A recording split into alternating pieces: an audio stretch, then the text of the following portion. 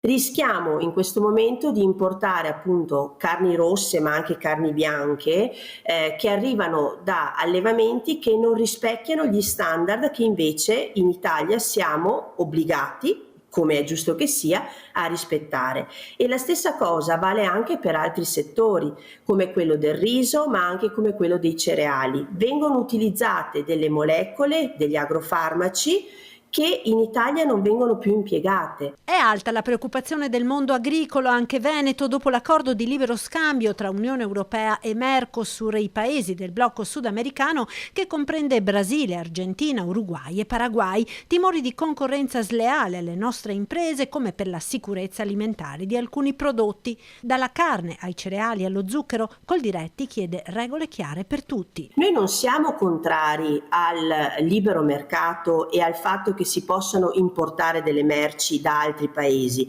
perché siamo consapevoli che noi ne produciamo una parte, ma che non è sufficiente a garantire la completa produzione. Quello che chiediamo però è che le regole valgano per tutti, quelle che noi dobbiamo rispettare in Italia devono valere anche per gli altri paesi, anche perché solo il 3% dei prodotti agroalimentari che arriva in Europa viene controllato e questo è un grave problema perché molti di questi prodotti appunto non rispettano i minimi standard anche dal punto di vista di sicurezza alimentare.